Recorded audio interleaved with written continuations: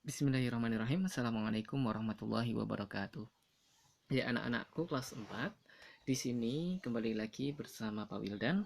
Pak Wildan akan menjelaskan tentang pelajaran Quran Hadis. Ya, Quran Hadis hari ini materinya yaitu tentang tambahan materi surat Al-Quraisy. Kita akan belajar tentang apa isi kandungan surat Al-Quraisy. Ya, surat Al-Quraisy yaitu salah satu surat yang berada dalam Al-Qur'an. Yang pertama, surat Al-Quraisy artinya berasal dari bahasa Arab yaitu Quraisyun, yaitu suku Quraisy atau bangsa Quraisy atau Bani Quraisy. Siapa itu Bani Quraisy? Yaitu Bani Quraisy adalah salah satu bani keturunan dari Nabi Ibrahim alaihissalam, yaitu Bani Nabi Muhammad Sallallahu Alaihi Wasallam atau suku dari Nabi Muhammad Sallallahu Alaihi Wasallam. Dikarenakan Nabi Muhammad lahir di suku Quraisy. Yang kedua, surat Al-Quraisy yaitu surat ke-106 di dalam Al-Qur'an. Ya, dan berisi 4 ayat. Surat Al-Quraisy berisi 4 ayat. Diturunkan di kota Mekah. Oleh sebab itu, termasuk golongan surat Makiyah. Dan yang kelima, yaitu surat ini berisi tentang kehidupan dan kewajiban suku Quraisy yang seharusnya mereka penuhi. Dan bagaimanapun juga, mereka lah suku yang terpilih untuk menjaga Ka'bah. Dan suku Quraisy yaitu suku yang dipilih oleh Rasulullah untuk Nabi Muhammad Sallallahu Alaihi Wasallam. Kita lanjutkan tentang bacaan surat Al-Quraisy.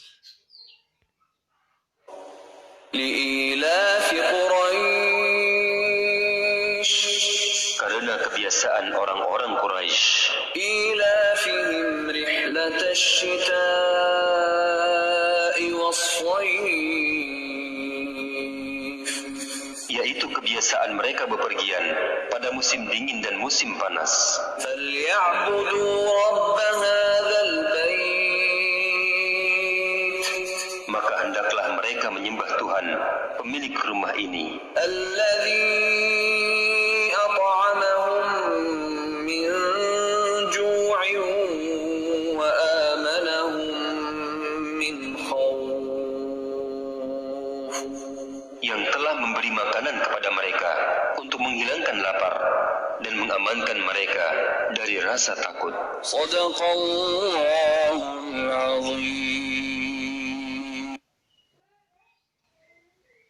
Ya, itu bacaan surat Al-Quraisy, yaitu terdiri dari 4 ayat yang bacaannya seperti itu dan begitu juga artinya.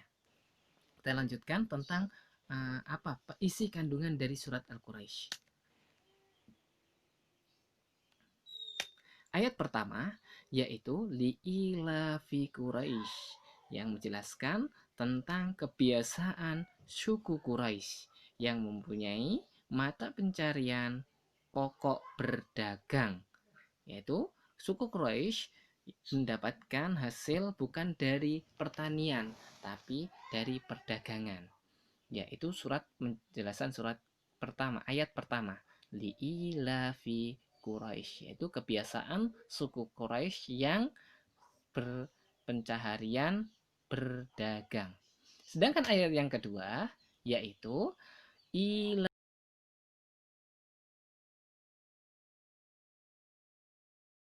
ilafihim rihlatash syita'i was-shayf, yaitu kebiasaannya apa? Menjelaskan tentang perjalanan dagang orang Quraisy pada musim dingin pergi ke negeri Yaman dan pada musim panas pergi berdagang ke negeri Syam dalam setiap tahunnya, yaitu setiap tahun 2 kali.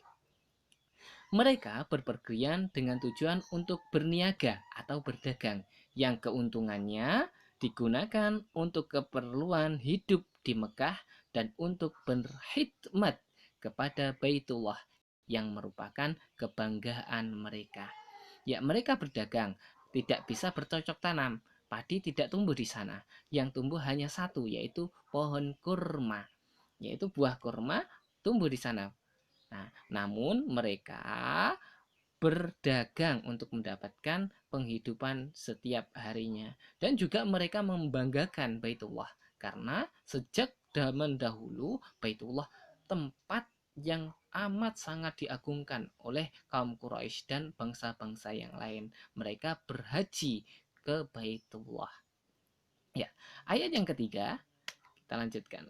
Oh, belum. Di sini Pak Wildan akan menjelaskan tentang di mana mereka berdagang, kemana pada musim dingin dan pada musim panas kemana. Ya, pada musim dingin mereka bercocok tanam, berdagang ke negeri Yaman. Nah, pada musim dingin, di mana Yaman itu di sini. Ya, maka kemudian mereka pergi ke kota Yaman. Ya, di sini. Nah, pada musim dingin. Sedangkan pada musim panas, mereka pergi ke Syam. Mana itu Syam? Syam ada di atas. Nah, itu. Itu adalah negeri Syam. Mereka pada musim panas, mereka pergi ke negeri Syam. Ya, kita lanjutkan lagi.